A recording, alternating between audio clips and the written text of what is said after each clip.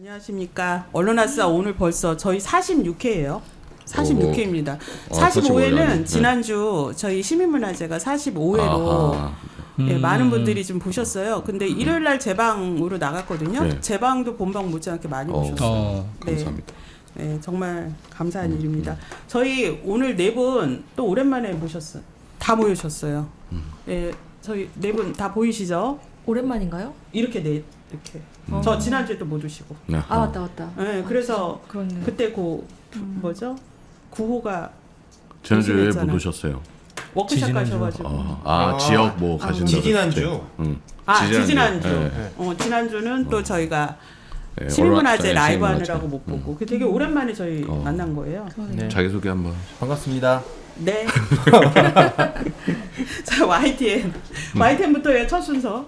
네. 네, YTN 최근에 미디어오늘에서 지금 시리즈로 나오고 있던데 사실 유진그룹한테 매각한 거 불법이다는 거 이제 저희는 여러 번 얘기했는데 그 불법 정황이 또 추가로 계속 지금 증거가 나오고 있잖아요. 그 YTN 매각이 불법이라는 것은 가장 근본적으로는 위법적인 2인 체제 방통위에서 매각 결정이 이루어졌다. 그래서 근본적으로 불법이고요. 그 다음에 그 매각 과정 그리고 최대 주주 변경 심사 과정 자체가 날치기로 진행이 됐다. 전례 없을 정도로 빠른 속도로 진행이 되면서 곳곳에서 부실한 흔적들이 나타나고 있는데 요번에 새롭게 추가된 게 그런 내용적인 측면이에요. 예를 들어서 뭐가 있냐면 자문위원들이 8명 중에 6명이 사장 추천위원회는 그대로 유지해야 한다. 그 자문위원은 심사 자문위원이죠. 라고 주장을 했지만 전혀 받아들이지 않았고 방통위가 이를 아예 묵살하고 언론 브리핑할 때도 그 부분은 아예 빼버렸어요. 그리고 고의적으로요? 예. 그러니까 이 얘기가 왜 처음 지금 와서 얘기가 나온지 모르겠어요. 이게 네. 그 국회 민주당 노정면 의원실을 통해서 유진그룹과 방통위가 주고받은 문서를 전부 다 확보할 수 있었어요. 그래서 저희가 그 문서들을 분석을 해서 지금 결과들을 내놓은 거고 미디어오늘도 동일한 문서를 입수해서 지금 기사를 쓰고 있는 거고요. 더 큰 문제는 사장추천위원회를 없애라고 한 게 사실상 방통위였어요. 유경선 유진그룹 회장 같은 경우는 기존 제도를 존중한다는 의견을 표명을 했고 애초에는 그런데 계속해서 방통위가 어떤 보정 요구를 합니다. 자료를 다시 만들어 와라 라면서 사장 선임 과정이 너무 두루뭉술하게 써 있다. 구체적으로 해라 라고 해서 결국에는 사추위를 없애겠다는 그 답이 돌아오고 나서야 그 보정 작업이 멈춰요. 그리고 이상인 부위원장이 자문위원들과 만난 자리에서도 노조가 사장추천위원회에 들어가는 것, 사장을 선임하는 데 개입하는 것이 문제가 있다라는 인식을 드러냈다고 해요. 여튼 그런저런 정황을 보면 이것이 단순히 2인 방통위에서 이루어졌기 때문에 불법인 것도 있지만 내용적으로도 곳곳에서 부실한 증거들이 날치기, 짜깁기, 왜곡 이런 증거들이 다 나타나고 있다. 그렇습니다. 그러니까 당시에 너무나 짧은 기간에 심사를 했고 심사 절차나 과정도 제대로 거치지 않고 네. 또 심사 과정도 공개가 안 되고 그래서 저희가 졸속이다, 밀실이다 네. 이렇게 했었는데 뭐 그 부실한 과정이 아니라 아예 위법과 불법이 고의적으로 이루어졌다 이렇게 드러나고 있는 거네요. 그런 셈이죠. 이 내용적인 측면에서도 이렇게 불법이면 2인 체제도 위법이고 절차적으로도 위법이고 내용적으로도 위법이면 이것은 원점으로 다시 되돌려야 해요. 이 행정처분은 무효라는 게 저희 주장입니다. 네. 요 사실을 또 구체적으로 정리해가지고 또 내일 기자회견 하실 거죠? 내일 낮 1시 반에 프레스센터에 있는 광화문 프레스센터에 있는 언론노조 회의실에서 이 내용들을 정리해서 기자회견을 하거든요. 네. 그러면 지금 지금 22대 국회가 YTN 네. 불법 매각은 매우 중대한 사안이라서 네. 국정조사 1호다라고 할 정도로 예. 지금 야당에서 준비를 하고 있고 벼르고 네. 있는 걸로 알고 있거든요. 예. 이런 사례들이 좀 하루 좀 빨리 밝혀지려면 국회 국정조사가 좀 가장 시급하겠는데요. 국정조사가 너무나도 필요한 게 청문회랑 국정조사랑 다른 점은 국정조사는 동행명령을 내려서 뭐 사실상 강제로 증인 출석을 시킬 수가 있다고 해요. 그만큼의 영향력도 크고 힘이 있는 조사 방법이죠. 국정조사가. 그 국정조사를 통해야만 유진그룹과 방통위 사이에 있었던 일의 전모를 밝힐 수가 있고요. 그리고 앞서서 말씀드린 그런 부실한 증거들이 왜 뒤늦게 확인되고 그때 왜 그런 일들이 일어났는지는 결국에는 YTN을 빨리 접수하고 장악해야 한다는 정권의 조바심 때문이거든요. 지금 MBC에서 벌어지고 있던 일도 결국에는 그 MBC를 빨리 장악해야 된다는 조바심 때문에 그런 일이 일어났던 거고요. 네.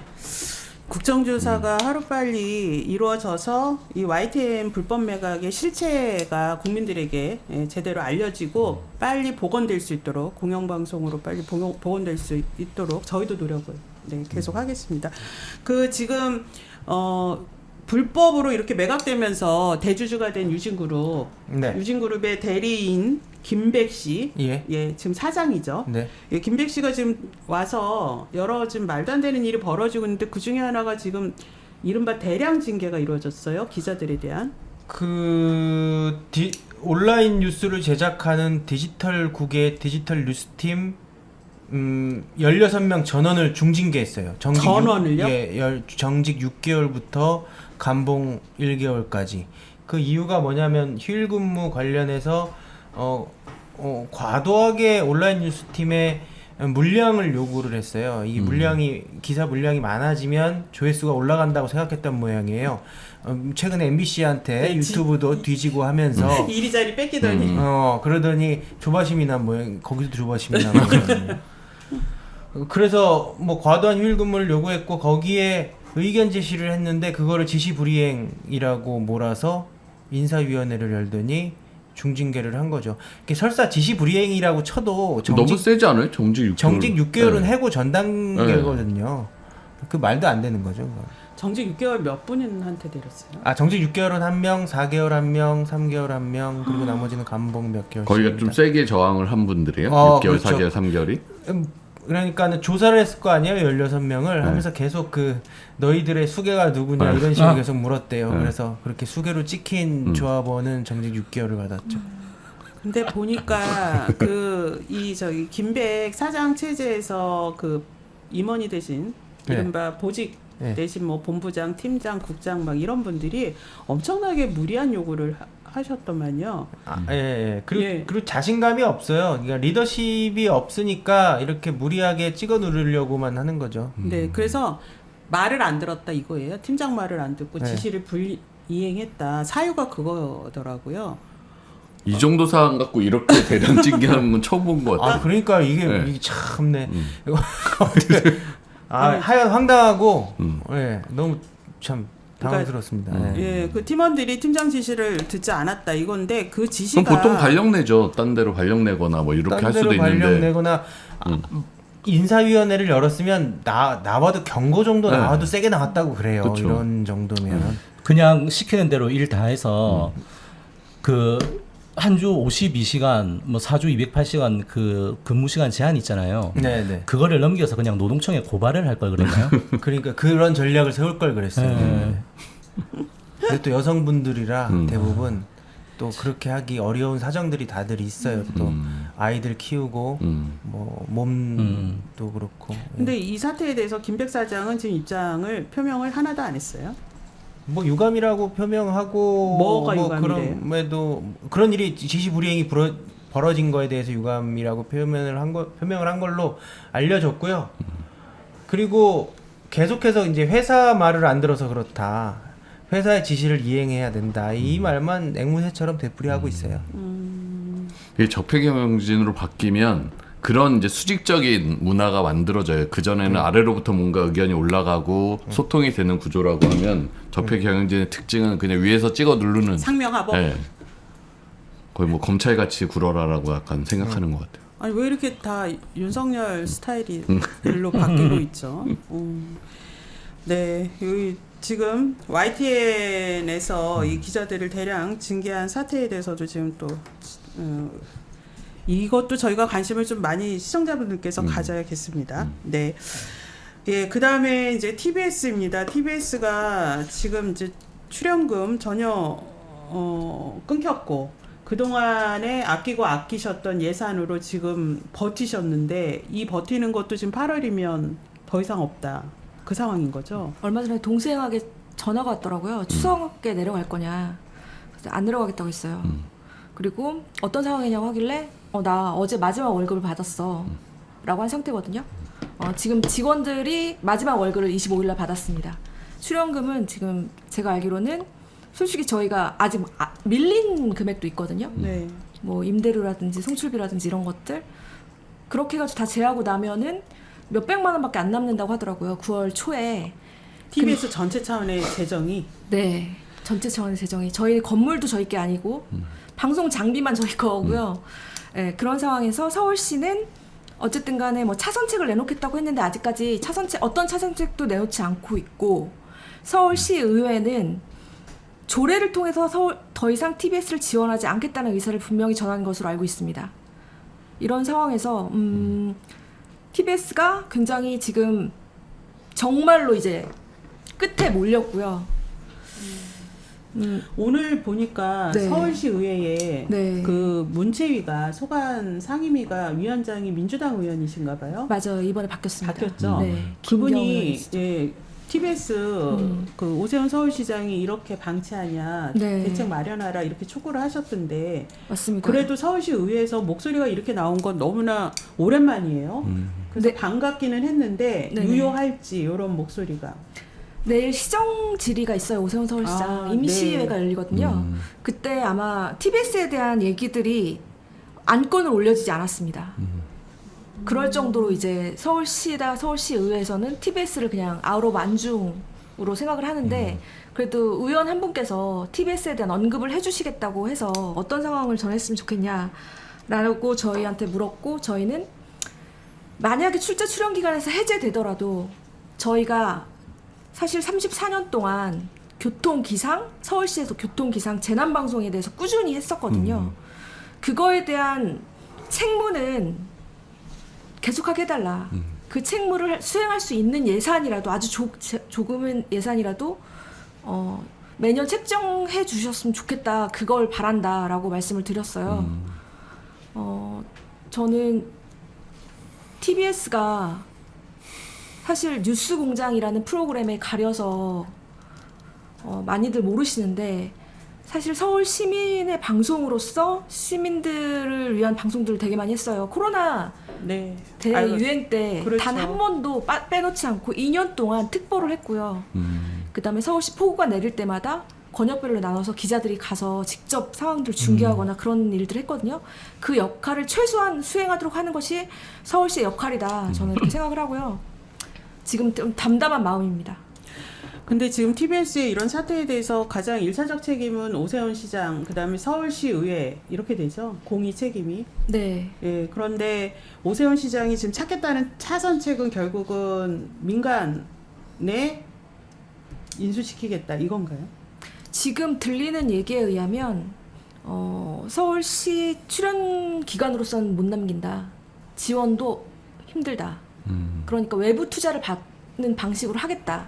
외부 투자. 네, 그러니까 외부 투자가 아니라 이제 기부나 아니면 그런 식으로 후원을 받는. 왜냐하면 제가 지난번에도 얘기했듯이 방통위가 재허가를 해주는 조건이 하나가 있는데요. 그게 서울시 안정적 지원을 근거로 해서 맞아요. 4년 재허가를 해준 거거든요. 그러면 만약에 서울시가 지원 안 하면 그 주파수는 뺏기는 거냐라고 방통위에 문의했을 때 방통위가 비영리 재단으로 운영할 수만 있다면 유지할 수 있다고 했거든요. 근데 비영리 재단으로 운영할 수가 없어요. 돈이 없기 때문에. 돈 나올 구멍이 없습니다. 그래서 뭐 기업이나 아니면 지자체나 그런 쪽에서 후원을 해줘서 비영리로 운영된다면 가능합니다. 네, 그런 상황이면 제어가 받을 때 그럼 서울시 안정적 지원을 하겠다라고 서울시도 약속을 하고 제어가 받았을 거 아니에요. 그렇죠. 그러니까 그 약속을 어기고 있는 거 아니에요. 맞습니다. 그렇죠. 그래서 방통위가 감독기관인데 맞아요. 서울시가 왜 이 조건을 안 지키냐라고 이거는 방통위가 감독을 해야 돼요. 그리고 서울시 책임을 물어야 되거든요. 그런데 그래야 될 방통위가 잘 알다시피 MBC 만 이동관, 때려잡으려고 김홍일, 이진숙 체제에서 MBC 장악에만 혈안이 돼서 다른 주요 사안들은 다 팽개치고 다른 공영방송이 어떻게 되든 관여도 안 하고 있는 제 역할을 안 하고 있는 이런 상황인 거죠. 예전에 제 꿈이 30대 때는 20대 때는 와, 멋진 사람 만나가지고 사랑하는 거였고 40대 때나 30대 때는 재밌게 신나게 일하는 거였다면 지금 본의 아니게 프리랜서로 18년을 살았는데 TBS 온 죄로 지금 저희 소망은 그냥 방송을 만들 수 있었으면 좋겠습니다. 아이고. 그 말씀을 전해드리고요. 이건 저가 아니라 아마 많은 지금 저희 246명의 직원들은 정말 일하고 싶습니다. 제작하고 싶습니다. 정상적으로. 저희가 오세훈 시장과 서울시의회, 특히 지금 서울시의회 의장을 맡고 있는 그 지원조례 폐지 발의했던 최호정 의원에게 결자 해지하라라는 촉구를 계속 하고 있거든요. 이렇게 무책임하게 서울 시민의 공영방송을 아무런 대안도 없이 문을 닫게 하는 이런 사태는 매우 중대한 사안이에요. 그러면 공영방송을 정치권이 언제든 마음에 안 들면 문을 닫게 하거나 없애겠다 이런 전례가 되거든요. 그래서 지금 22대 국회에서도 TBS 사례는 이게 명백한 불법적인 탄압 사례다라고 판단을 하고 국정조사의 우선순위에 올라가 있습니다. 지금 국회가 아직 국정조사 하지를 못하고 있어서 그런데 네. 시간 조절은 아예 생각을 이제 안 하시는 아니에요. 하고 있습니다. 네, 죄송합니다. 다음은 네 KBS입니다. KBS도 지금 일이 YT만 하면 됐죠. 그동안 못했던 거. YTN 맨날 시간 조절 우리 못해가지고 네. YTN 못했는데 네 KBS 또 박민 KBS 사장 또 친일 방송을 했던 KBS 박민 사장이 오늘 국회에 또 출석을 했어요. 네, KBS가 매년 그 예산 썼던 부분들에 대해서 국회에서 결산 심사를 받도록 되어 있습니다. 그래서 오늘 박민 사장이 과방에 직접 출석을 했고 여기서 뭐 재밌는 얘기들이 좀 나왔는데 뭐 재밌는 게 아니라 어처구니 없는 거죠. 그 준비된 화면 한번 띄워 주시겠습니까? 이게 지난 5월 30일에 헌재에서 수신료 판결이 났는데 저거 어디예요? 와. 그 5월 30일에 수신료 판결이 나서 직원들은 너무나도 허탈해하고 불안해하고 있는 상황에서 사장은 저렇게 제주도에 가서 열심히 폭탄주를 드셨다고 합니다. 횟집이네요. 누구랑 네. 먹는 거예요? 회사 총국장들이에요. 간부들인데 네. 간부들도 뭐 그때 뭐 명목은 방송협회 워크숍이 있어서 갔다라고 하는 건데 아무리 그래도 그날 이렇게 총장들하고 모여서 그러면 뭐 밥은 먹을 수 있죠. 모였으니까 그러면 모여가지고 앞으로 어떻게 해야 되냐 뭐 이런 얘기들을 좀 해야 되는데 총장들하고 뭐 직접 뭐 폭탄주를 드셨다는 얘기가 뭐 사측 입에서 정도 제주도 나왔습니다. 횟집 보니까 생각나는 거 있어요. 부산의 일광 횟집. 윤석열 대통령 갔던. 그러네. 예, 뭐 그렇게 뭐 있었고 또 뭐 오늘 저는 이제 광복절 방송 참사라고 얘기하는데 뭐 기미가요가 나가고 기적의 시작이 방송이 되고 했던 부분들 관련해서 답변을 하긴 했는데 참 어처구니 없는 뭐 답변이었고 다 제작진들한테 책임을 전가시키는 내용들이었다라고 저는 판단을 합니다. 그래서 사장이 뭐 형식적으로는 책임을 진다라고 했지만 그 책임을 진다라고 하는 게 그냥 말로 쓰면 되는 것이 아니라 KBS의 시스템이 왜 이렇게 망가졌나? 이거는 총체적인 시스템의 붕괴이거든요. 이런 네. 시스템의 붕괴를 불러온 게 누구인가? 그걸 안다라고 하면 저는 정말 박민 사장이 사퇴를 해야 된다라고 생각을 합니다. 그래서 네. 그런 얘기가 있었고요. 이제 오늘 또 저희들 내부 게시판에 이제 올 초에 저희들 기자회견을 했던 대외비 문건을 공개를 했습니다. 이른바 뭐 KBS 장안 문건이죠. 네. 그 내용 자체는 뭐 대부분의 내용은 좀 나왔던 부분들인데 저희들이 네. 이때까지 전문 공개를 안 했던 게 사측이 이것이 괴문서라고 치부를 하면서 뭐 보도를 했던 MBC라든지 기자회견을 했던 저희들에 대해서 형사 고소를 했어요. 네, 그래서 이게 좀 악용될 가능성도 있겠다라고 했는데 사측이 단체 협약 체결도 거부하고 그리고 이제 사실상 구조조정을 언급하는 상황에서는 더 이상 이거는 뭐 숨길 건 아니다. 그래서 공개를 해서 이제 저희 구성원들한테 제가 한번 보십시오. 이 애초부터 박민은 이렇게 KBS를 박살낼 준비를 하고 왔습니다. 그래서 이 계획서, 이 사실상 계획서인데 네. 계획서대로 실행된 거 한번 보십시오. 공개를 했습니다. 네.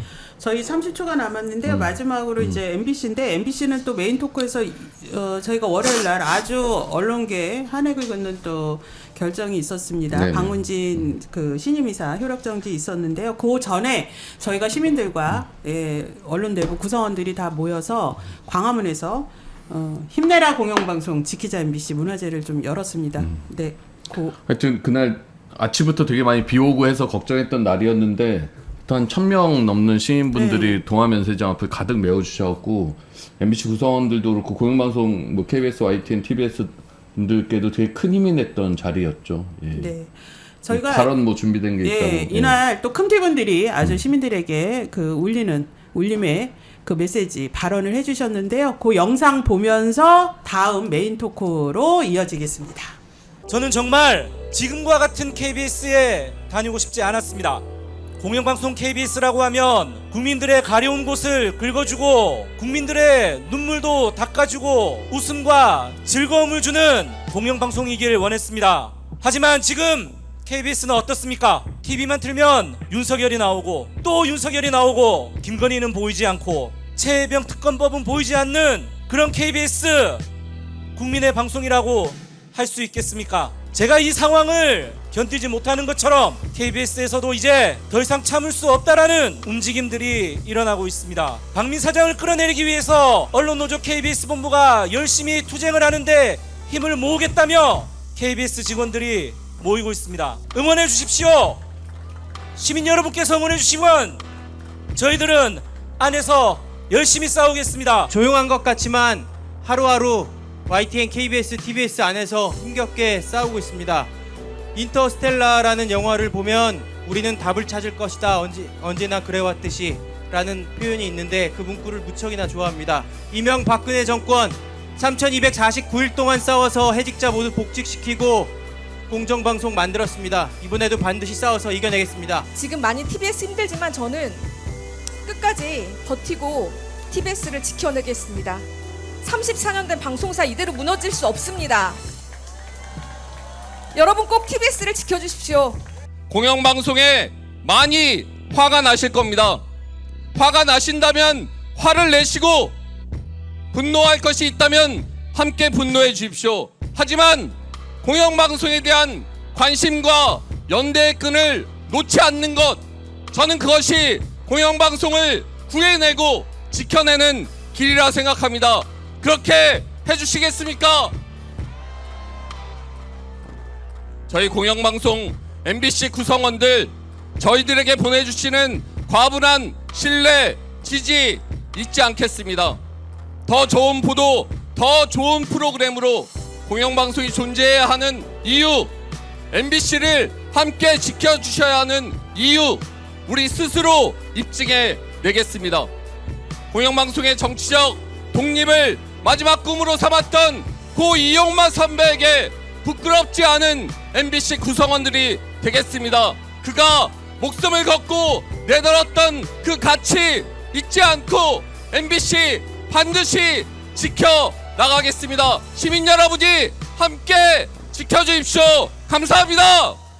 시민이 언론의 인싸가 되는 그날까지 언론아서 시작합니다. 저는 오윤혜고요. 제 옆에는 언론아서 두 번째 출연하시고 MBC 장악을 막은 최대 주인공이시죠. 박선아 이사님 모셨습니다. 반갑습니다. 감사합니다.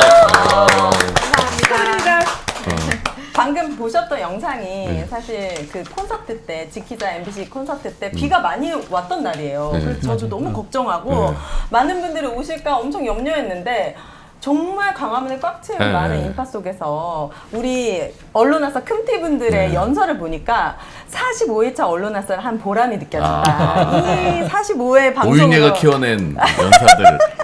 뭐 그렇다고 할 수 있겠죠. 네.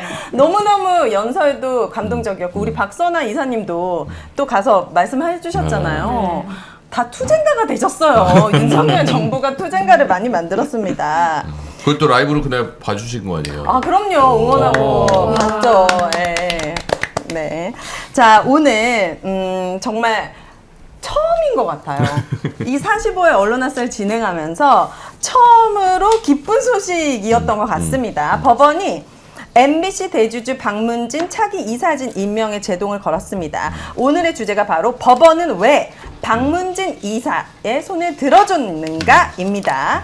자, MBC 현 대표 체제를 그럼 이제 유지하게 된 거죠, 이사님. 네. 간단하게 우리 M님께서 소개를 좀 해주시죠. 일단 두 가지 소송이 있었죠. 그래서 박문진 이사에 지원했던 후보자들이 낸 집행정지 신청이 있었고 기존의 박문진 이사 들이 낸 소송이 있었죠. 박선아 이사님도 참여한 소송. 그래서 네. 행정 6부, 행정 12부 이렇게 나눠졌는데 이게 아마 처음부터 6부와 12부 간에 좀 소통이나 이런 거 있었을 수 있을 것 같아요. 근데 네. 이제 결론적으로 하면 행정 12부에서 집행정지를 시켜줬습니다. 그래서 본안 소송까지, 그러니까 이 집행을 임명이 무효라는 본안 소송 1심 선고 뒤 30일까지 이 임명 처분의 효력을 정지한다. 그렇게 결정을 내려주셔서 저는 정말 역사적인 결정이었고 네. 내부적으로도 MBC 지켜내는데 상당히 중요한 의미를 갖는 판결이었다. 그래서 박문진 그 후보자들이 낸 소송은 기각이 됐지만 거기도 되게 의미 있는 내용들이 많이 담겨 있었고 네. 그 이사진들이 낸 소송에서는 정말 주옥 같은 문장들이 이 윤석열 정권의 방송장이 얼마나 무도했는지를 확인시켜주는 여러 내용들이 좀 담겨 있어서 예, 네. 상당히 의미 있는 결정이었다고 솔직히 생각합니다. 예. 많은 분들이 기대는 했지만 반신반의했던 것 같아요. 여담으로 이제 제가 이제 MBC 라디오 출연 중이잖아요.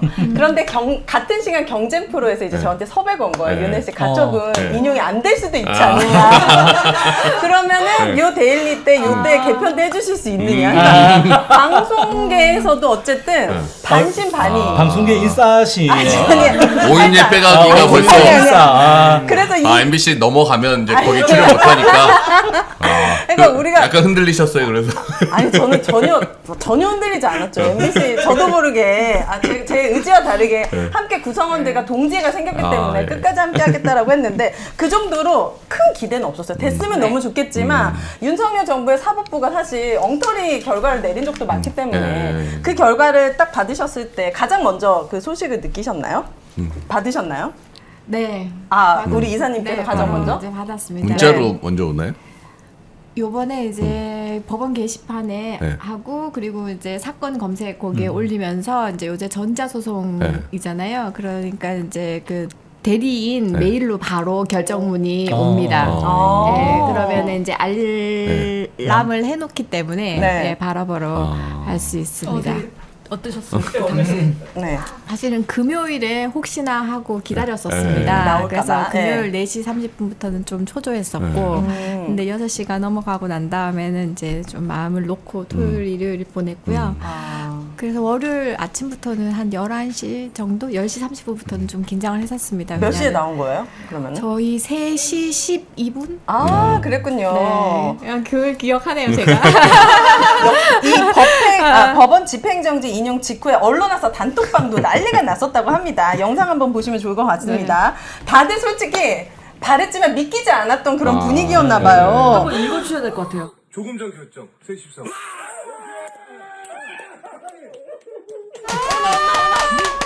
아니 이거 내지 않기로 울어야 되는 거 아니에요? 울었어?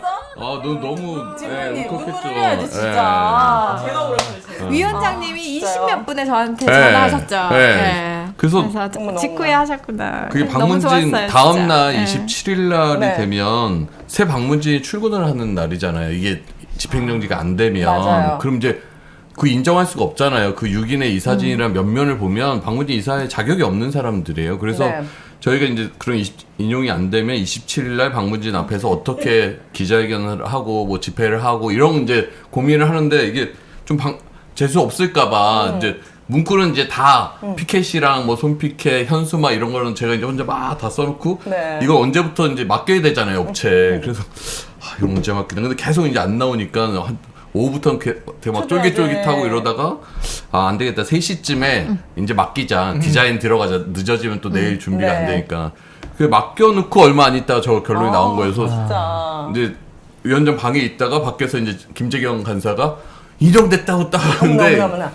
달려나와서 이제 기사 뜨기 전이어갖고 이게 맞나 아닌나를 계속 보고 이제 하다가 이게 맞구나 해갖고 뭘 본 거예요? 법원의 판결문 그냥 같은 게 이제 있나? 카톡 텔레gram 이제 알려준 거예요. 누가 알려줘서. 근데 이걸 크로스 체킹을 하고 다시 그치, 기부해. 그치. 크로스 체킹 잘- 해야지. 잘못 나올 수도 있으니까. 그래서 확인하고 나서 저렇게 그날 네. 부둥켜 안으셨군요. 통화할 때마다 막 울컥울컥하고 막. 그리고 갑자기 저 장면 보니까 이런 좀 찬물 끼얹는 얘기지만 총선 때 MBC가 처음에 발표할 때 200석 넘는다고 발표해가지고 그랬어. 저 눈물 흘리면서 막 기뻐하고 막 페이스북에 글 올렸는데 그날 안 됐잖아요. 8석이 모자랐잖아요. 그러니까, 하지만 이번 일은 확실하게 이겼다. 우리 박선아 이사님은 어떠셨는지 그 순간.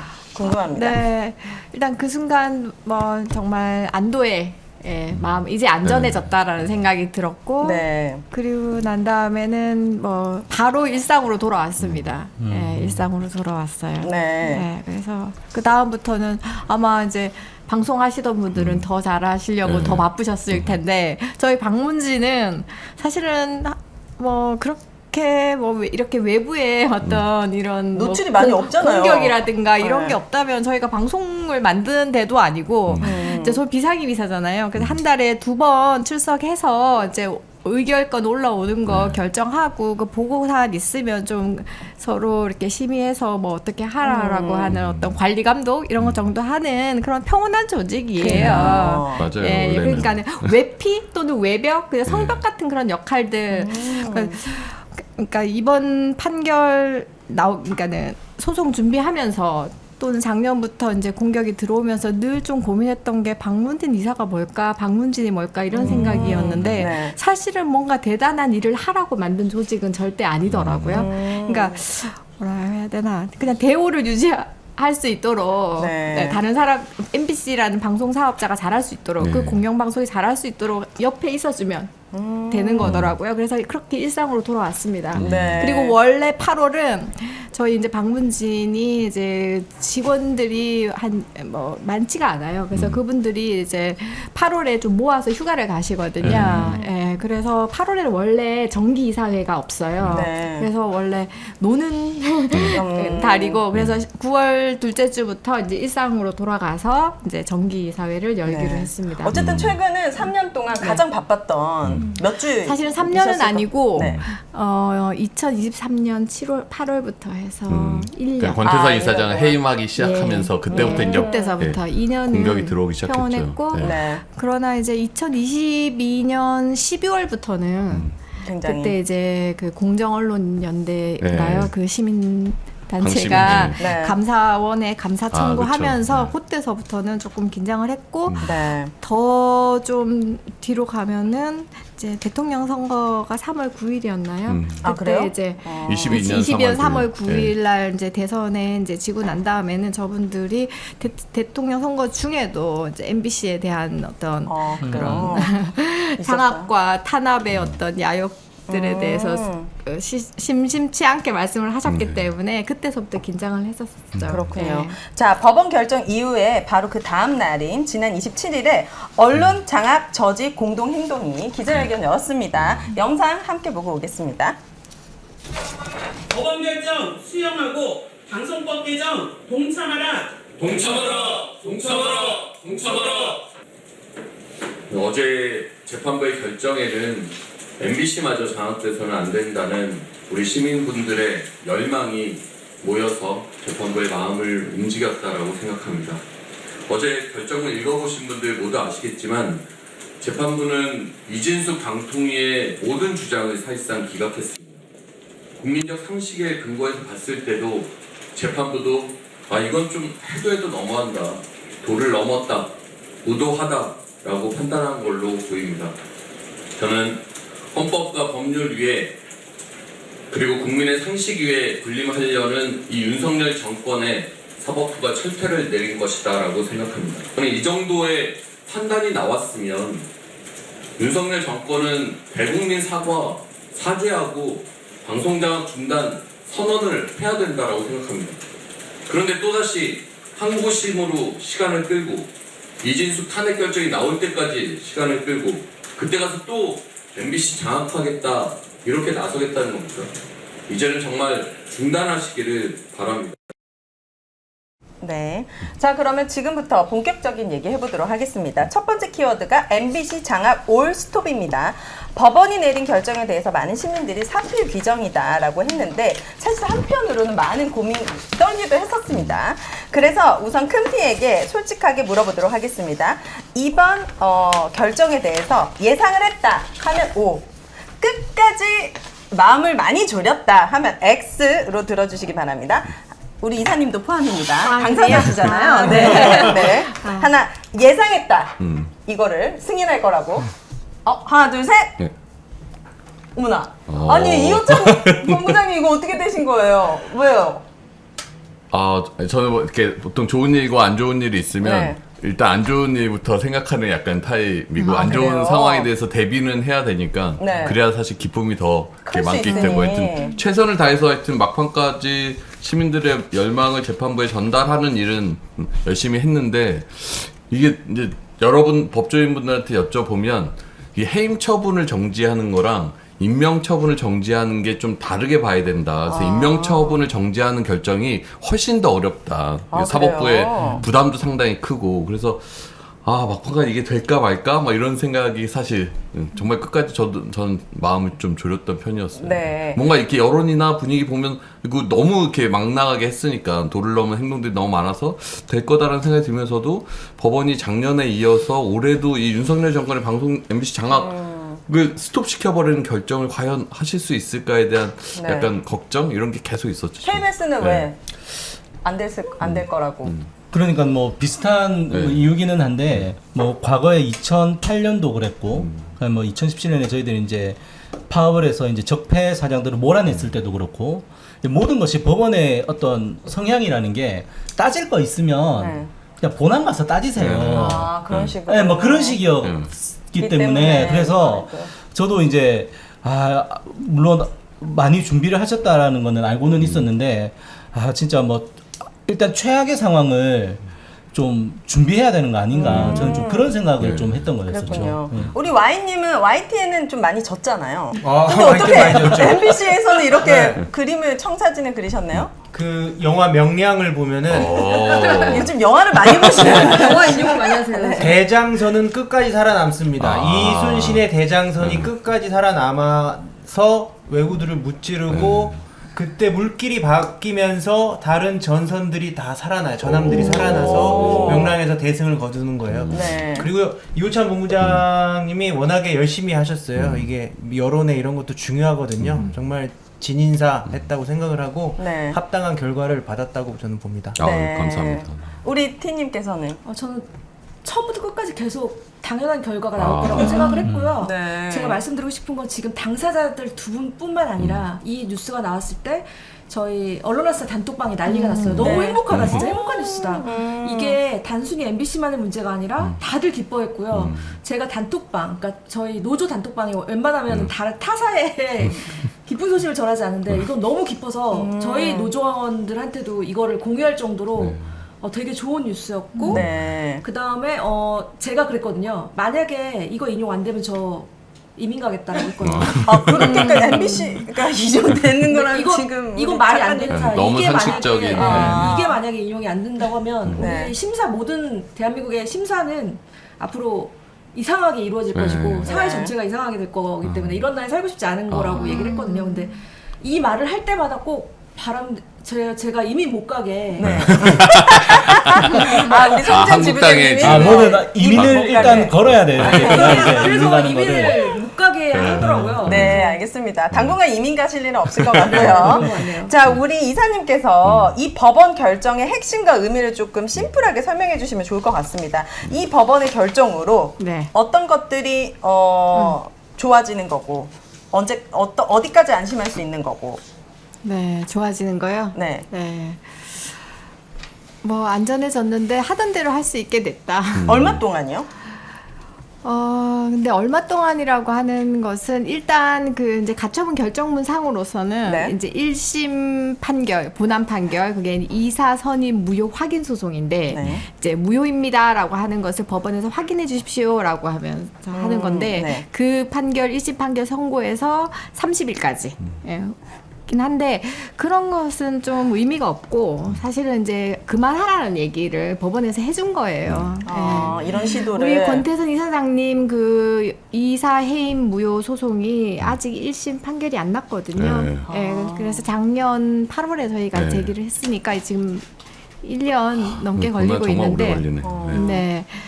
그래서 이제 그만하라고 했기 때문에 그 사이에 이제 뭐가 좋아지는지를 여쭤보셨는데 그 사이에 이제 저는 사실은 정말 이번에 결정 나오고 난 다음에 저분들이 행정법원의 판결을 면밀히 살펴보고 저희가 어떤 게 부족했는지에 대해서 저기 뭐 이렇게 좀 검토해 본 이후에 다음에 어떤 프로세스를 진행하겠습니다. 이럴 줄 알았어요. 네. 근데 바로 항고하겠다. 그런데 아. 항고하겠다고 하고 오늘 즉시 오늘 항고장을 받았습니다. 아, 제가 받으셨어요? 예, 즉시 항고장을 받았습니다. 방통위로부터? 어 어디로부터 받는 거죠, 항고장은? 이제 1심 대리인으로부터 이제 받았죠. 저쪽에 예. 변호인단. 1심 그 지금 판결이 2인 체제 위법성을 얘기를 한 거잖아요. 네. 근데 이진숙 위원장이 지금 탄핵 상태면 또 김태규 혼자 남아 있는데 그것도 혼자 결정해도 되는 거예요? 아, 그거는 이제 현상 변경은 아니니까 이제 유지니까 그렇고 그래서 하여튼 저는 이번 판결 보면서 법원에서 법치하고는 너무 멀다라고 생각을 하셨던 것 같아요. 예, 네. 멀어도 너무 멀다. 이제 그 설시를 보면 두 번째로는 의도가 너무 빤히 보인다. 이 행정처분에 근데 구체적으로 그 집행정지를 해줄 수 있는 어떤 요건들에 대한 검토 그 사이사이에 판사님이 가졌던 생각은 네. 정말 너무 해도 너무했다. 법하고 너무 멀게끔 했다. 그 의도가 너무 빤히 보인다. 그러고 난 다음에 저는 사실 한마디 더 속으로 했다고 싶거든요. 이거는 최고 권력자가 책임져야 될 사항이다라는 얘기를 해준 것 같아요. 아, 윤석열 대통령. 예, 그러면 결국은 정치적으로 해결할 수밖에 없고 그게 국가적으로도 바람직하기 때문에 뭐 1심 판결 선고 뭐 1심 판결 선고 30일까지 이런 것들은 사실은 충분한 기간을 그분들한테 준 거죠. 예, 그렇게 하라고 그 사이에 그 사이에 잘하라고. 뭔가 이걸 해결하라. 네, 네. 그렇게 기사는 봤습니다. 많이 봤는데 네. 이번 법원 결정의 정확한 핵심적인 내용, 그러니까 판결문의 내용은 정확히 무엇이었어요? 일단 이제 크게 두 가지인데요. 네. 그러니까 방통위라고 하는 행정기관이 합의제 행정기관으로 출범을 했고 정치적 다양성이 보장된 그러니까는 행정부 대통령을 수반으로 하는 행정부와 의회가 국회가 그죠? 이제 2인 3인 대통령이 2인 그리고 국회가 3인 이렇게 해서 구성하라는 내용들을 했고 그것이 인위적으로 조작했던 거죠, 사실은. 예. 방통위를 인위적으로 조작을 했었잖아요. 그래서 그렇게 구성되지 않은 상태에서 이렇게 중요한 방송 정책 의결을 했는데 그들이 계속 얘기하는 2인으로도 충분히 가능하다라는 얘기들에 대해서 그거는 아니다. 안 된다. 라고 입법 얘기하는 목적을 거. 저해할 우려도 있고 그렇게 해서 했던 처분은 위법할 가능성이 높기 때문에 본안에서 다퉈볼 여지가 있다. 그러니까 집행정지를 해줘야 된다는 얘기를 고까지 하신 거죠. 그러한 다음 조금 걱정되셨는지 그거에서 그 2인 체제 위법성까지 내가 얘기한 건 아니야라고 하면서 한줄 쓰셨더라고요. 그래서 그렇게 하게 하나. 그리고 두 번째 절차적인 거. 그날 6월 28일부터 해서 7월 30일까지 있었던 이 절차적 하자에 대해서 심의가 없는 것이 아니었을까? 네. 그리고 의결의 방법도 잘못된 것이 아니었을까? 그러나 피신청인 너희들이 냈던 그 자료만으로는 너희들이 적법했다라는 것을 나는 충분히 소명받지 못한 것 같다. 요까지만 딱 얘기했어요.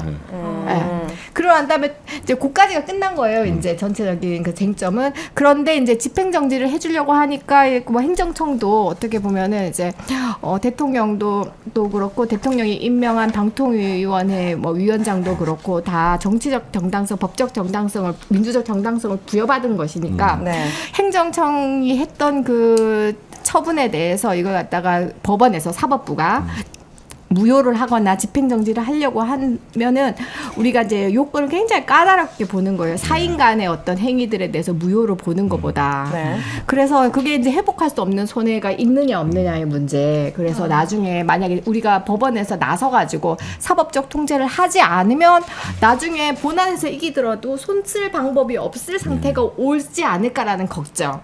그러한 다음에 두 번째로 공공복리에 영향을 미칠 수도 있다는 그 걱정. 이 부분에 있어서 공공복리는 피신청인 니들이 입증해야 된다라고 얘기를 했고 그게 이제 판례니까요. 네. 그러한 다음 회복할 수 없는 손해에 대한 부분들이 사실은 가장 중요했는데 네. 그 점이 제일 뭐랄까 가슴에 와닿아요. 어떤 점이 와닿았냐면 제가 이 소송을 할 때도 그렇고 이제 박문진 이사로서 이제 서당께 3년이면 풍어를 얻는다고 한 1년 지나니까 이제 뭔지를 알겠더라고요.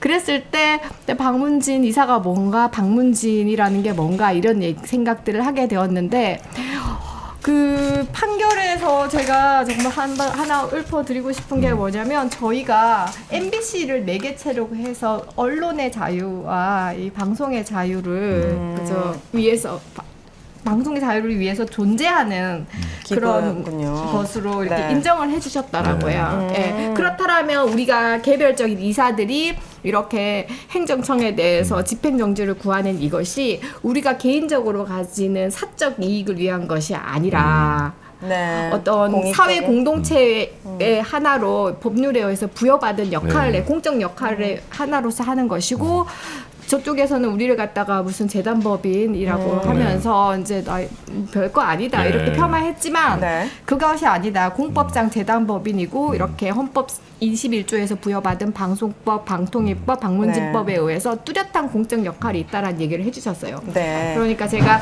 직장이 제가 좀 있잖아요. 직장 일을 내팽개치고 네, 여기에. 다음 주가 개강인데 이렇게 제가 다니는 것에 대해서 의미부여를 확실하게 해주셨군요.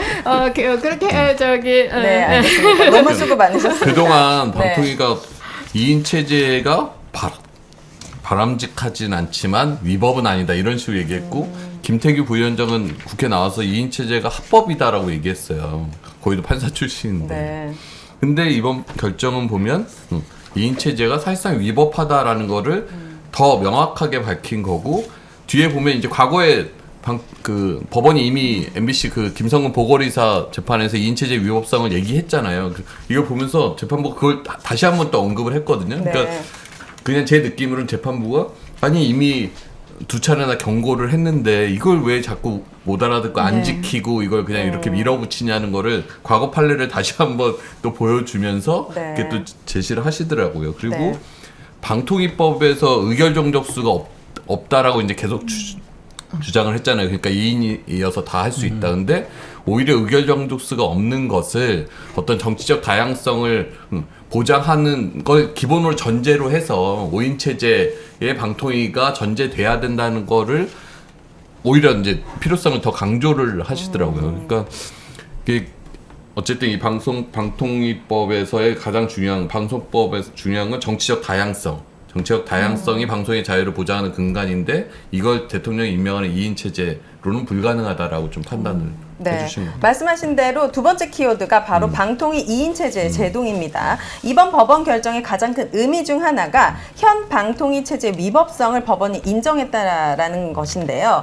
자, 그럼 2인 체제가 위법하다면 YTN 최다 주주 변경 승인 등 2인 체제 모든 결정이 그럼 불법이라고 얘기할 수 있는 걸까요? 이게 그 방통위 결정이 아니죠. 법원에서 이 인용을 하고 나서 조선일보에서 어떤 기사가 났냐면 2인 체제를 인정한 판결, 인정하지 않은 판결을 두 개를 나눈 다음에 방통위 2인 체제를 인정한 판결로 그 YTN 사례를 들었어요.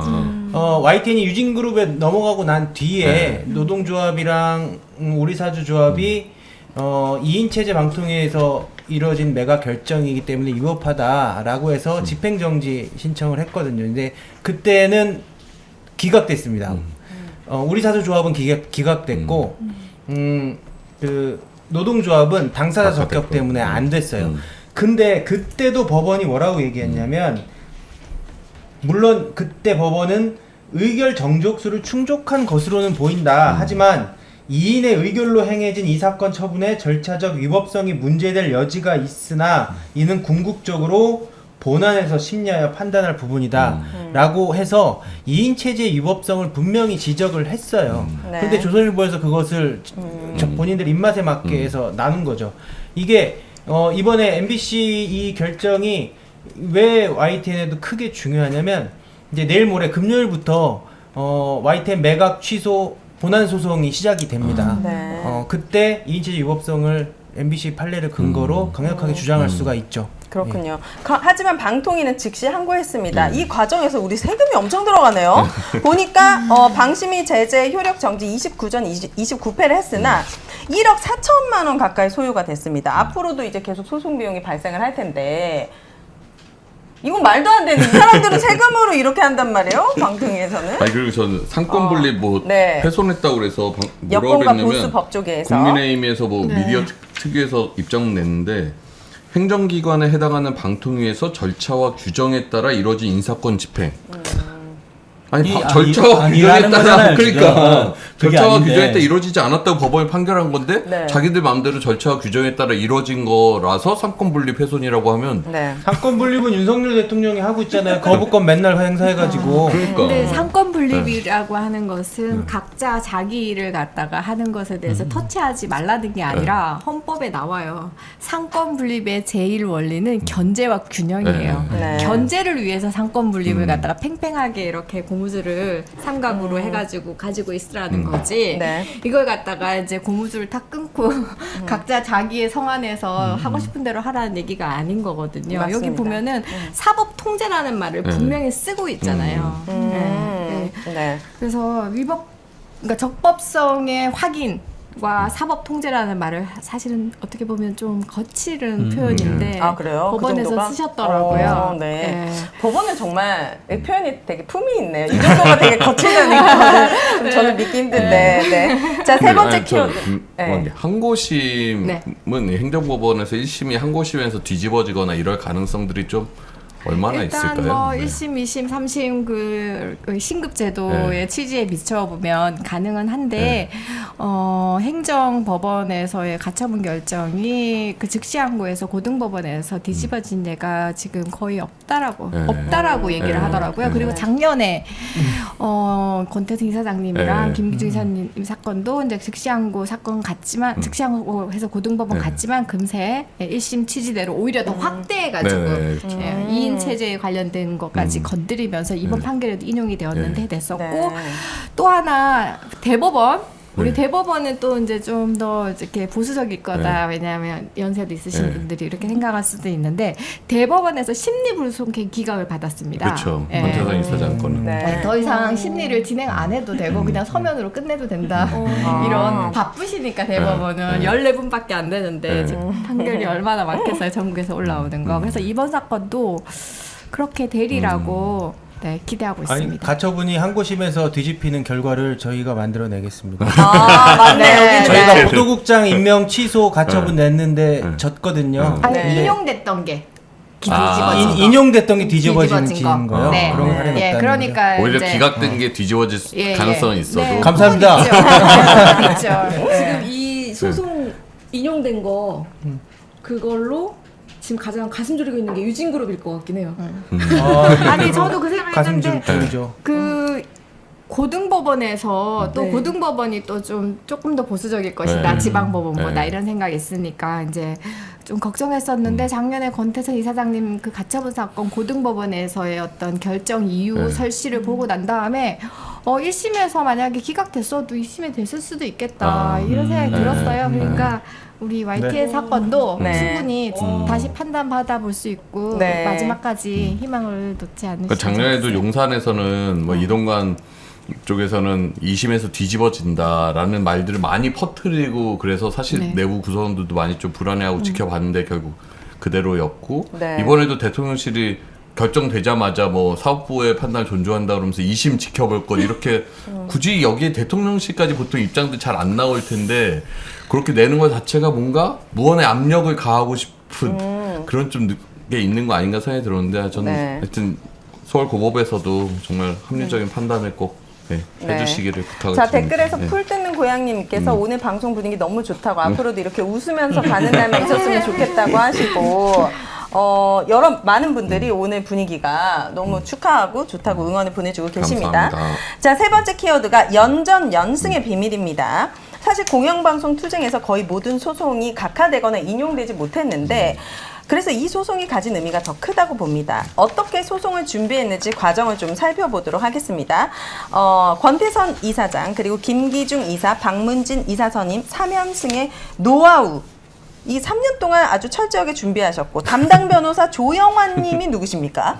조용환 변호사님이고 조용환. 저 작년에 권태선 이사장님 그때는 잠정 집행정지 이런 거를 받은 상황이 아니었기 때문에 사실은 결정이 언제 날까 모르는 날에 그랬죠. 갑자기 났는데 그날 딱 그 결정이 나는 순간에는 저는 안 사장님이 안형준 사장님이 딱 떠오르더라고요. 예. 근데 요번에는 제가 신청인이어서 그랬는지 모르겠는데 조용한 변호사님이 순간적으로 딱 가장 먼저 떠올랐어요. 이분이 어떤 활약을 하셨죠? 조용한 변호사님은 본인 이런 얘기를 하는 걸 좋아하실지 모르겠는데 네. MBC에서 87년에 노조가 처음 생겼습니까?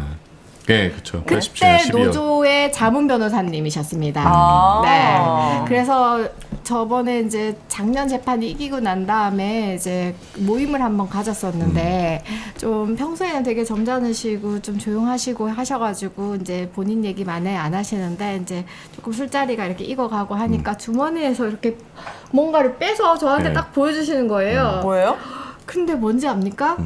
이 정도의 색깔의 어떤 지갑인데요. 네. 누런 지갑. 네. 근데 뭐 소가죽이겠죠. 옛날 건데 87년 MBC 언론 노조가 처음 생겼을 때 기념품으로 했던 MBC 노조라 딱 적혀 있어요. 그걸 지금까지 쓰시더라고요. 그 정도로 본인의 어떤 삶에서 물론 뭐 저기 헌법재판관으로 청문회까지 하셨던 분인데 어머나, 진짜요? 정말 여러 가지 억측으로 이제 최종적으로 재판관으로 이렇게 안 되셨구나. 임명되지 않으셨던 그런 사연이 있었는데 그런 뭐 헌법상의 어떤 기본권 그 중에서도 특히 이렇게 헌법 21조에 얘기하는 언론의 자유에 대해서 정말 삶으로서 이렇게 체화하셨던 분. 그래서 이 말 또 해야 되는지 모르겠는데 저희 7월 31일에 왔잖아요. 네네. 7월 31일에 왔는데 어딜 8월 와요? 5일에 소송을 제기했거든요. 아, 네. 8월 5일에 소송을 제기했어요. 그런데 왜 그때 저희가 그 신청서가 100페이지, 90몇 페이지에 증거 붙이고 하면 네, 그래가지고 다 합치면 1000페이지 넘는단 말이에요. 네. 신청서가 뭐 한 30장 이 정도, 저는 한 50장 정도 나올 줄 알았어요. 그런데 그렇게 100페이지 정도 나왔는데 왜 그랬냐면 끝나고 내시고 난 다음에 그러시더라고요. 내가 하고 싶은 말이 너무 많아가지고 열정적이시구나. 8월 5일에 내셨는데 그때까지도 하실 말씀을 덜 하신 거예요.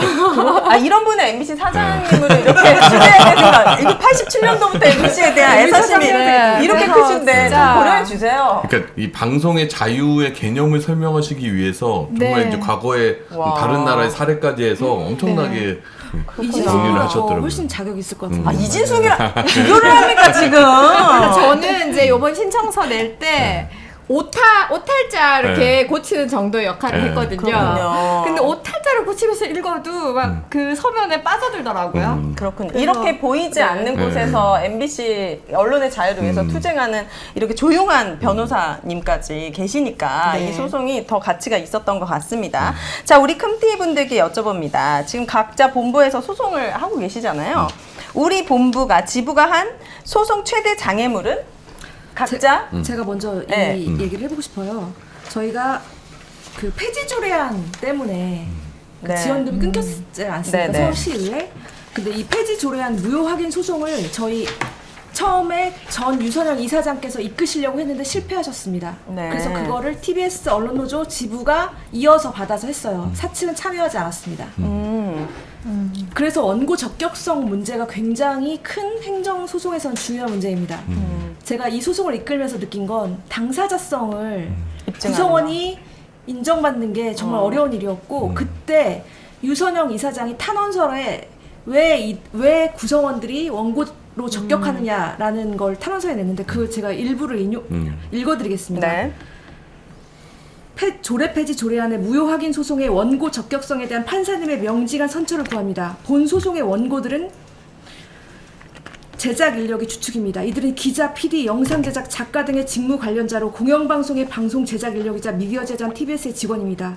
다시 말해 이들은 단지 TBS를 직장으로 둔 직업인인 것만이 아니라 조례 폐지 조례안에 내재된 공영방송 해체의 위기를 가장 앞에서 누구보다 처절하게 감내하고 있는 언론인이자 방송인들입니다. 원고들이 언론노조, PD협회 등 직능단체의 지부 소속이라는 사실이 공영방송인으로서 이들의 철학을 방증합니다. 그리고 쭉 얘기하고 있고요. 네. 원고들은 공영방송 TBS를 유지해야 한다는 방송 철학과 실천 의지를 갖고 소송을 준비했으며 자신들의 직업적 안정성과 신분이 위협받는 직접적 피해자의 처지에서 소송에 나섰습니다. TBS 사태의 전후 과정을 지켜보면서 민주주의 제도에 대해 적지 않은 실망했지만 공영방송 체제만큼은 21세기에 더욱 필요한 제도라고 믿는 언론학자 입장에서 현재 적시된 원고들보다 더 나은 자격을 갖춘 당사자는 없다고 확신합니다. 그렇지만 저희는 원고 적격성으로 이 소송에서 각하됐습니다. 그럼 법원한테 원고 적격성을 인정받으려면 쉽게 어떤 사람들이 소송을 냈으면 이게 바로 인정이 되는 거예요? 사측 재단이죠. 재단이요? 그 사장? 뭐 이런 사람들? TBS 재단입니다. 아, 사장. 네, 행정소송은 특히 이 원고 적격성 문제가 굉장히 중요하더라고요. 그렇군요. 그래서 그 뒤의 논리가 중요하지 않고 당사자성이 되게 중요한 거예요. 좀 비겁하게 느껴집니다. 어떻게 저는 당시- 이게 법원이. 다른 얘기긴 한데 당시에 그렇게 그 대잔에 또 네. 이사회가 있을 거 아니에요. 네. 그래서 한 분이라도 좀 나서 주셨으면 좋았을 텐데요. 한 번도 나눠주지 않으셨어요. 네. 그렇군요. 박문진 이사의 어떤 책임 뭐 이런 것들을 법원에서 이렇게 좀 명시하게 했잖아요. 네. 그러니까 전 공영방송 종사자의 책임도 좀 그런 차원에서 네. 그냥 월급 받고 다니는 직장인의 네. 개념이 아니라 네. 공영방송을 같이 만들어가야 될 어떤 주체 의무 이런 거를 좀 부여를 되면 사실 당사자 적격 이런 게 조금 더 쉬워질 수 있을 것 같은데. 이번에 이제 네. 인격적 이익이라는 예, 예. 말을 분명히 이제 서면에 네. 담으셨었고 네. 법원에서도 인격적 이익 또는 직업의 자유의 영역에 속한다. 네. 그래서 오로지 공익도 아니고 네. 오로지 사익도 아니다. 이런 얘기들을 했는데요. 방금 말씀하셨던 그런 인격적 이익이 우리 종사자들, 그죠? 방송의 종사자 하는 그분들이 사실은 조금 더 구체적, 직접적으로 있다라는 얘기들도 사실은 제가 판사면 구성은 가능할 것 네. 같은데 네. 아직까지는 거기까지는 네. 못 나가고 있는 것 자, YTN은 어떻습니까? 우리 지부가 한 소송 최대의 장애물은? 저도 같아요. 노동조합의 지위가 네. 아직까지 우리 사회에서 인정받지 못한다는 거. 이게 보면 방송법이 추구하는 방송의 자유와 방송의 공정성은 누가 지키나요? 법인이 지키는 게 아니거든요. MBC 건물이 MBC의 공정성을 지키지 그쵸. 않잖아요. MBC 노동자들이 지키는 네. 거고 방송 종사자들이 지키는 거예요. 그런데 왜 법원을 향해서 공정방송을 지키게 해달라고 이야기할 주체가 되지 못하나요? 저는 그게 여전히 개인적으로 이해가 되지 않고 가장 큰 장애물로 있다고 생각합니다. 그렇군요. 자, 우리 KBS는 어떻습니까? 뭐 앞서서 말씀하셨던 TBS 지부장님이나 고한석 지부장님, 뭐 그 YTN 지부장님 말씀에 저도 동의하고 이제 그런 면에서 제도적 미비가 좀 있는데 저희들이 이제 굉장히 이번에 박민 사장이 들어오고 나서 좀 뼈저리게 느낀 것이 이 방송사의 노사관계라는 것이 일반 제조업이라든지 보통의 노사관계와는 상당히 다른 측면이 있다라는 거죠. 그래서 이제 언론사에서 근무하는 그 노동자들은 단순히 임금 노동을 위한 것이 아니라 언론의 자유, 나아가서는 이제 민주주의를 지키는 이제 역할을 하는 것인데, 그래서 그 부분들에 있어서 일반적인 노사관계가 이런 방송사라든지 언론에 좀 굉장히 취약하다. 그래서 저희들이 계속 얘기하는 게 편성규약 위반에 대한 처벌 조항이 없는 거. 네. 이런 부분들이 굉장히 좀 심각하다라는 거죠. 그래서 저희들이 여러 가지 부분들에 대해서 문제 제기를 하고 경찰에 고발도 했죠. 박민 사장을 하면 이제 경찰에서도 네. 뭐 단체 협약, 편성규약 어긴 거 맞아. 어긴 거 맞는데 처벌할 조항이 없어. 아유. 그래서 이제 그냥 뭐 무혐의 이렇게 해서 송치를 해버리는 건데 이제 그런 부분들이 뭐 YTN도 마찬가지고 뭐 MBC도 마찬가지지만 어쨌든 공정방송을 지키기 위한 조항들이라는 것은 각 사의 편성규약이라든지 단체 협약에서 제도적으로는 마련이 돼 있단 말이에요. 근데 이것도 인위적으로 만든 것도 아니고 방송법에서 편성규약 만들라고 했기 때문에 만들었으면은 네. 그걸 지킬 수 있고 안 지키면은 처벌할 수 있도록 해야 되는데 그런 게 없으니까 이게 안 되는 거예요. 처벌 실제로. 조항 이번에 안 들어갔습니까? 아직까지는 방송사법 아니었어요. 이런데? 네. 그래서 사실 저희들이 뭐 몇 번 말씀드렸던 것 같은데 2017년, 18년 지나면서 이 앞으로 어떤 사장이 들어와도 기본적으로 우리가 싸울 준비는 돼 있겠다. 싸울 수는 있겠다. 왜냐면은 제작 자율성을 지킬 수 있는 편성 규약이라든지 단체 협약을 마련해 놓았으니까 네. 싸울 수는 있겠다라고 했는데 웬걸 들어오는데 뭐 하나도 안 지켜. 하나도 안 지키는데 처벌도 못해. 그러니까는 다 망가져 버리는 거예요. 그래서 네. 그런 부분들이 좀 너무 제도적인 미비점 이런 것들이 좀 크다. 네. 저는 그렇게 봅니다. 너무 공감합니다. 우리 MBC 어떻습니까? 장애물 어떻죠? 장애물을 네. 시민들의 지지로 극복을 했으니까 뭐 했는데요, 장애물이? 네? 가장 큰 장애물이 아니 어쨌든 뭐였는데? 이런 방통위에 이런 것들이 다 장애물이었고 어쨌든 소송에서 저희는 정지를 시켰으니까 저는 뭐 그 부분은 예, 장애물이라기보다는 어쨌든 예, 극복해낸 거에 의미를 두고 네. 저는 이번에 기각된 그 후보자들 소송에서도 계속 당사자 적격을 저기서 문제 삼았거든요. 방통위 쪽에서는 당사자 적격이 없다. 네. 그래서 그걸 했는데 어쨌든 법원이 당사자 적격은 또 인정을 한 거예요. 그분들의.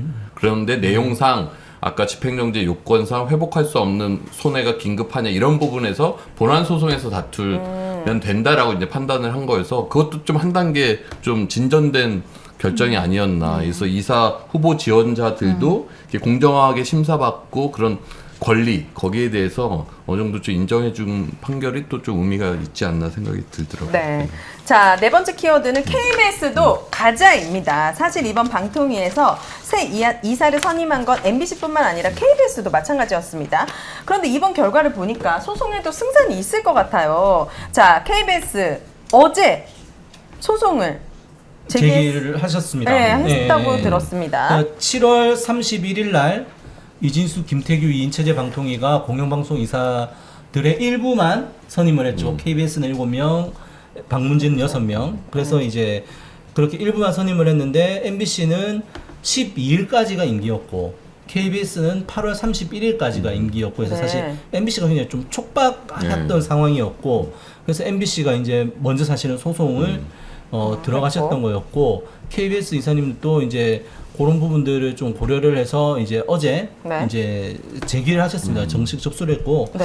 다행히 이번에 박문진 이사님들이 넣었던 소송을 판결했던 재판부가 배당이 됐어요. 아. 그래서 이제 일단 뭐 그거는 좋은 신호인 것 같다. 네. 저희도 이제 그렇게 보고 있고. 근데 8월 31일까지라면서요, 임기가. 네. 그러면은 그때는 나와야 되는 거 아닙니까? 그러니까 그때 이제 결과가?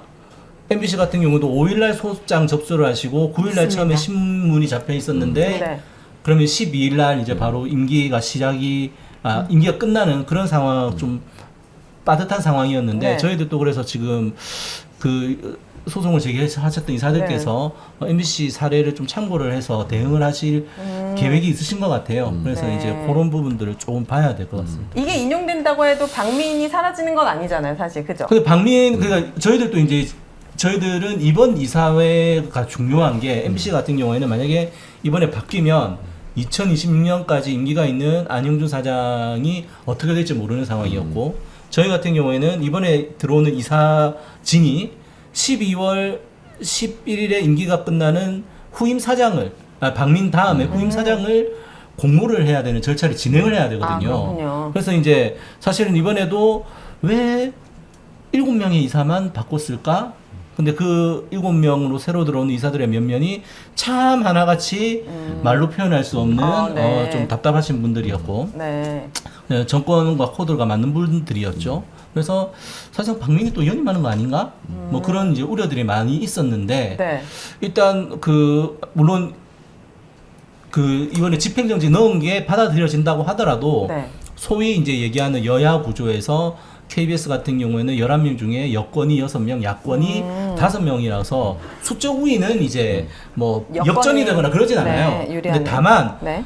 이번에 KBS 사례에서도 방통위가 갖고 있는 2인 체제 위법성을 확인받을 수 있다라는 의미도 있는 것이고 그리고 6대5라고 하는 구조 안에서는 그래도 7대4보다 어떻게 해볼 수 있는 뭐 여지가 있을 뿐더러 어쨌든 이번에 새로 오신 7분들의 보다는 이사분들도 훨씬 낫다. 네.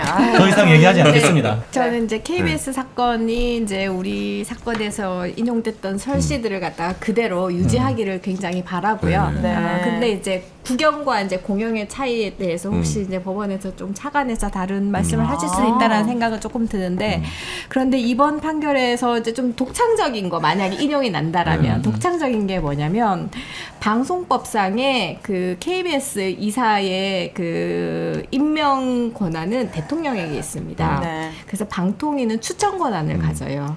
그래서 중간 처분적인 성격을 가지고 최종적인 처분을 가지잖아요. 그러면 우리 판결에서는 저는 아까 말씀드렸던 것처럼 법원에서 사실은 최종 책임은 대통령이 지라는 얘기를 난 한 것처럼 보인다라고 얘기를 했었는데 이번에는 같은 경우에는 중간 처분의 위법성이 인정되고 난 다음에 그 다음에 면밀히 좀 살펴봐가지고 하셔야 될 대통령께서 마지막으로 그날 어떻게 하루 정도 걸렸나요? 하루 만에. 그죠? 네, 다음 항상 그렇게 하시잖아요. 해임도 막 그렇게 하시던데. 우리나라 그 제1방송 KBS 이사장이 해임되었는데 왜 해임됐어라고 해서 좀 보실 것 같은데 안 보시고 그날 저녁에 갑자기 막 밤에 막 제가 이러면서 막 그 뉴스에 속보로 뜨잖아요. 네. 그래서 그 부분. 그러니까 그런 어떤 과정들에 대한 내용들이 설씨가 들어가야지 뭐 최종적으로 인용하든 기각하든 할 수 있을 것 같거든요. 네. 그러니까 이 KBS 사건은 또 저희하고 달리 독창적인 부분이 분명히 있다. 그러니까 부당한 네. 과정을 거쳐 추천이 됐는데 대통령이 그거를 살펴보지 그렇죠. 않고 그냥 제가 네, 했다. 그렇게 했으면 좋겠다. 그 부분 잘 넣었나요? 아니, 제가 넣는 건 아니고. 그러니까 이제 같은 그러니까 KBS하고 MBC하고 이제 네. 같은 이제 공영방송인데 네.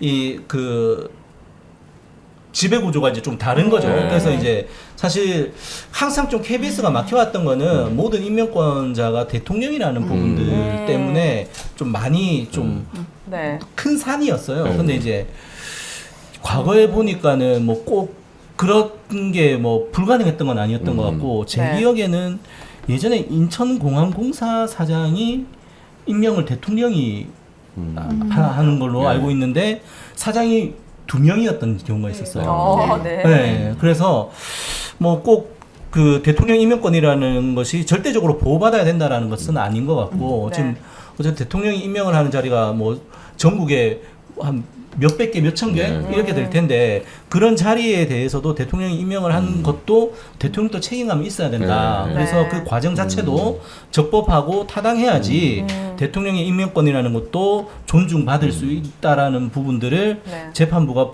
판단해 보여주기를 예, 기대합니다. 이 KBS까지 인용되면 많은 분들이 진짜 KBS 다시 한번 생각해 볼 수 있을 것 같고 내부에서 싸우고 있고 그리고 약간 대세가 기울 수도 있기 때문에 이 결과도 너무 중요해 보입니다. 응원하면서 지켜보도록 하겠습니다. 아까 그 이사님께서 말씀하셨던 것처럼 견제와 균형이라는 측면 네. 그 부분에서 법원이 또 일단 뭐 이사들 추천과 관련된 부분들에 대해서 일단 한번 판단을 하셨으니까 네. 이제 그 이유는 뭐 쉽게 좀 하실 수 있지 않으실까 뭐 기대를 해보고 있습니다. 알겠습니다. 마지막 5번째 키워드는 굿바이 이진숙입니다. MBC를 상대로 방통위가 완패를 당했는데 이제 법가충 이진숙 씨와도 이별을 준비해야 할 것 같습니다. 이번 법원 판결이 이진숙 탄핵 심판의 결과에 영향을 미칠까요? 분명히 미치고 재판관님께서 면밀하게 살펴보실 거라고 생각을 합니다. 네. 네. 네. 사실 이번 인용이 아니더라도 이진숙 씨 자체에 대해서도 헌재에서 한번 살펴보게 되면은 방통위 위원장으로서 자격이 있는지에 대해서도 좀 상식적인 판단을 할 수 있을 것 같은데. 네. 연결고리가 근데 있나요? 일단은 탄핵은 이제 임명되고 나서의 위법한 행위에 일단 대해서 초점을 묻는 맞춰서 볼 거니까. 테니까 이제 저쪽에서는 하루밖에 안 됐는데 뭐 얼마나 위법한 행위를 했겠냐라는 게 국민의힘 쪽 주장이고 네. 근데 하루 안에 벌어진 일이 엄청나게 중대한 잘못이었기 네. 때문에 우리 법원에서 또 이렇게 판단이 난 거니까 이 판결을 읽어보면 그러니까 하루에 그걸 해가지고 잘못됐다는 거예요. 그러니까 그렇네. 저번에 제가 여기 왔을 때도 말씀드렸었는데 하루에 그 일을 다 벌인 게 잘못됐다는 얘기인데 네. 뭐 며칠 만에 뭐 이렇게 무슨 일을 했겠냐. 장관급 국무위원을 탄핵한다 네. 이거는 잘못됐다 이런 것들은 사실은 내용을 모르는 얘기고 네.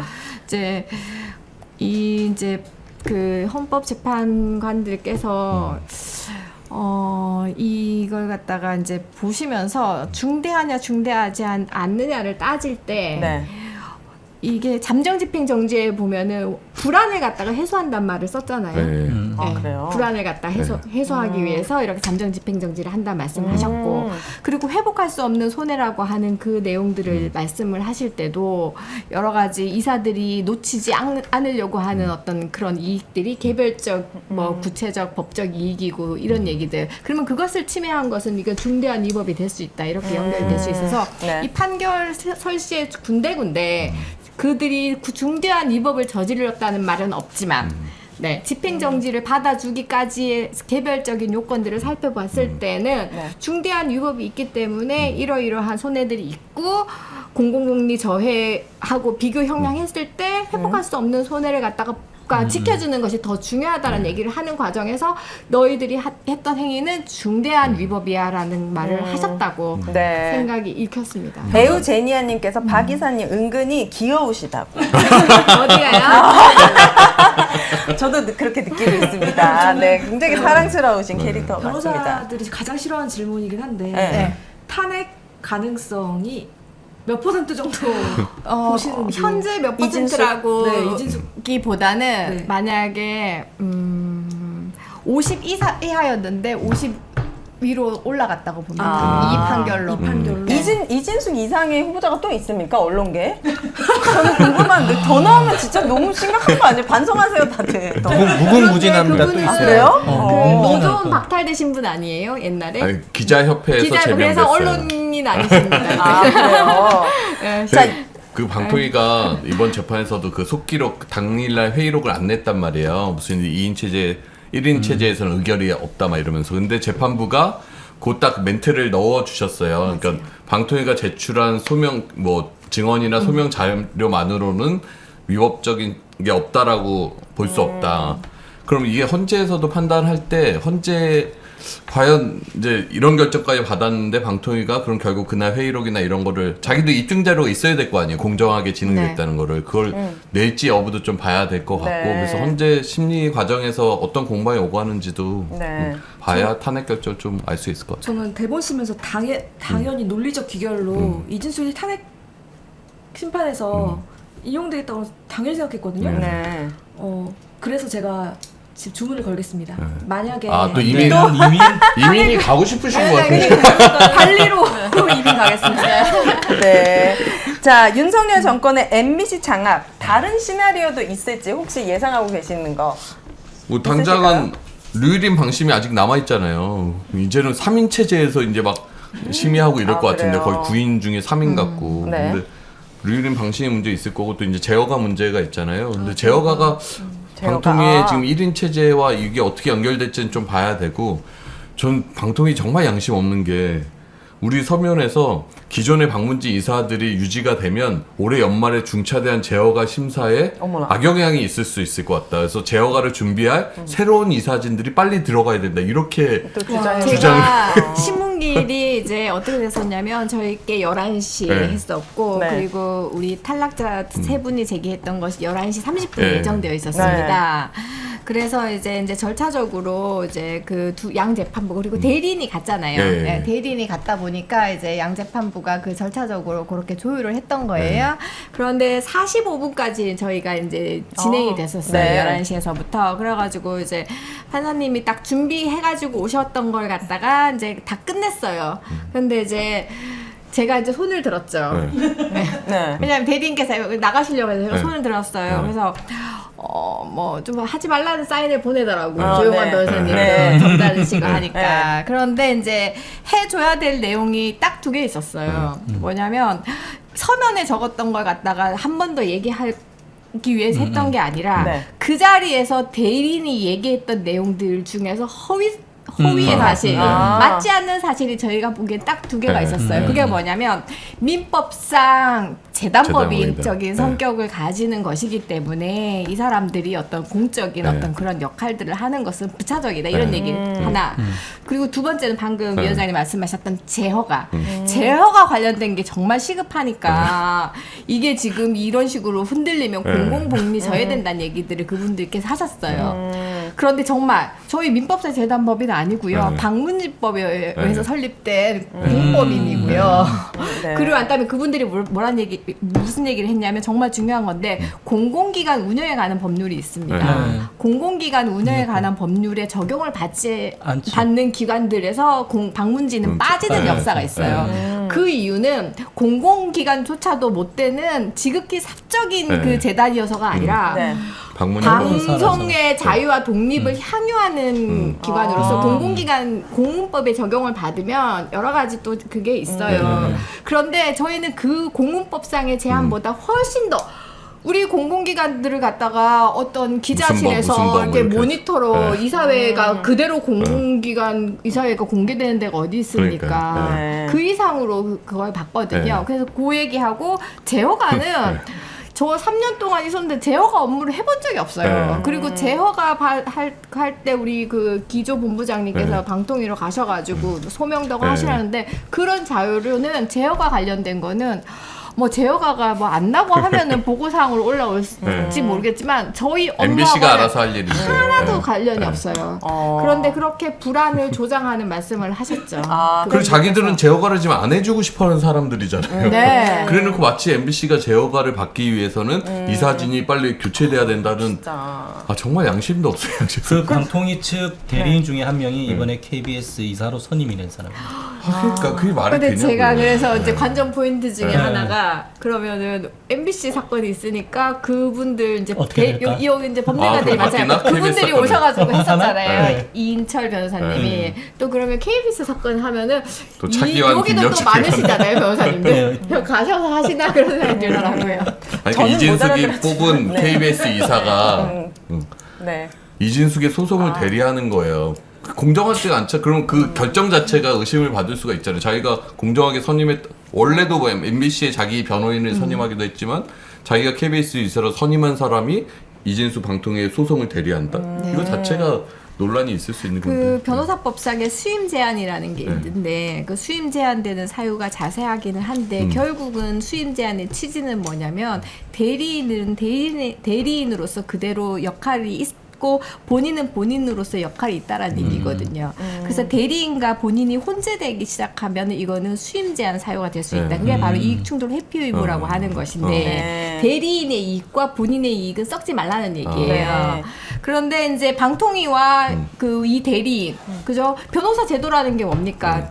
방통위가 아무리 위법한 주장을 하고 위법한 일을 해도 변호사는 나라에서 부여받은 독점적인 어떤 면허를 가진 사람이니까 너는 네가 너에게 돈 준 사람 말만 듣지 말고 조금 더 공정하게 법원 가서 떠들어야 돼. 그래야지 판사님을 갖다가 괴롭히지 않는 거야라는 거 아니에요. 네. 근데 혼재되는 것은 근본적으로 사실 문제가 있는 거죠. 네. 이해 충돌 회피 의무를 안 지켰을 때 처벌은 없어요? 그래서 아까 말씀드렸던 변호사법상에 안 되는 것들이 상세하게 되어 있는데 그게 이제 해당되는지 여부는 개별적인 사례를 통해서 변호사 협회 진정이라든가 이런 걸 통해 가지고 이제 적어내는 결국 거죠. 처벌할 수 있냐 없냐?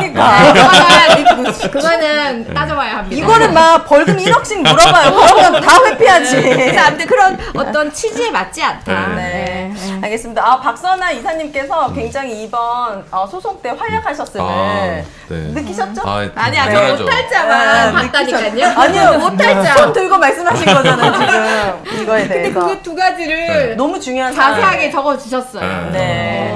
너무너무 감사드리고 오늘 언론화사 마무리할 시간입니다. 누구보다도 감회가 남다를 것 같습니다. 이호찬 본부장님과 박선아 이사님의 짧은 감회로 마무리하도록 하겠습니다. 아니, 저는 뭐 언론 아싸를 처음 우리 이제 46회까지 왔는데 그동안 언론 아싸 꾸준히 시청해 주시고 이 공영방송 사안에 관심을 가져주셨던 분들 네. 그리고 뭐 MBC 콘서트도 그렇고 우리 동아면세점에서 했던 힘내라 공영방송 그 시민문화제에도 되게 많은 사람들이 오셨었고 뭐 유튜브 기사든 댓글 올려주시고 좋아요하고 퍼날라 주시고 하는 그런 저는 노력 하나하나가 다 모여서 여론을 만들어내고 그런 여론에 MBC를 지켜야 된다는 그런 것들이 재판부의 마음을 뭐 재판부 당연히 법리적으로 판단했겠지만 이 국민의 마음이 어디 있는지도 재판부는 살폈을 것이다라고 생각하거든요. 그런 네. 것에서 역할해 주신 정말 한 분 한 분들한테 너무 감사드리고 네. 물론 이게 뭐 사실 결정난 건 아니고 앞으로도 MBC 장악하려고 이 정권은 계속해서 시도를 할 텐데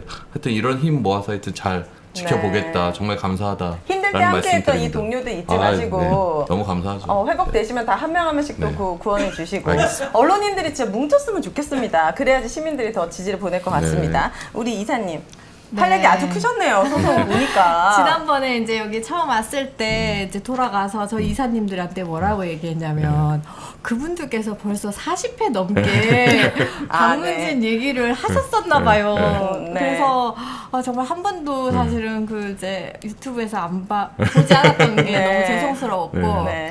근데 뭐 지난 아싸 출연하게 해주셨던 것도 감사드리고 그리고 아까 얘기 드렸는데 저번에 여기 왔을 때 우리 오윤혜 선생님이 저한테 이것저것 많이 물어보셨잖아요. 네. 그게 과방위 청문회 제가 나갔었는데 네. 청문회 총가 봤거든요. 그때 가서 답변하는데 되게 도움됐어요. 어머나. 가방이 청문회 준비하시는 의원급 분들. 질문이라 의원 수준의 질문을 지금. 옛날에 그러니까 제가 교수고 그리고 네. 옛날에 뭐 시험만 쳐봤지. 그러니까 시험 친 게 옛날이니까 네. 누가 저한테 뭐 아는지 모르는지 네. 보지 않잖아요. 네. 그런데 저의 질문들이 도움이 되셨군요. 정말 도움 많이 됐어요. 청문회 준비하시는 분들 다 여기 맞아. 앉으시면 훈련해드리도록 하겠습니다. 그래서 정말 도움 많이 네. 됐고 그리고 이제 과방위 청문회 1, 2, 3차 전부 다 이제 출석을 했었었는데 네. 정말 혼신의 노력을 담아서 그걸 돌파하신 분들께 감사드리고 네. 그리고 한 다음에 13,000명의 그 시민들이 탄원서 내주시고. 그리고 특히 자유언론 실천연대 현상윤 이사장님 네. 그리고 이부영 의장님 정말 삶 자체를 이번 13,000명 그 탄원 서명 받는데 갈아 넣으셨어요. 아, 그러셨구나. 그날 행정법원 앞에 특히 좀 떼약볕이 심한 날이었는데 네. 나 과로사 하겠어 그러시더라고요. 이부영 의장님이. 그래서 정말 그랬었고 지난번에 지키자 MBC에 이렇게 또 네. 위원장님이 다 나오셔가지고 호소하신 것들이 네. 다 모여져서 이긴 것 같아요. 네, 앞으로도 진짜 네. 더 많이 응원하고 지지하고 우리 언론인분들 이거를 계기로 더 힘차게 나아가셨으면 좋겠습니다. 희망을 잃지 않게 되었습니다. 자, 시민이 언론의 인싸가 되는 그날까지 오늘은 정말 좋은 소식으로 알려드렸습니다. 다음 주에도 조금 좋은 소식 섞어가지고 할 수 있었으면 하는 바람입니다. 언론 아싸 외치고 끝낼게요. 언론 아싸! 감사합니다. 감사합니다. 감사합니다.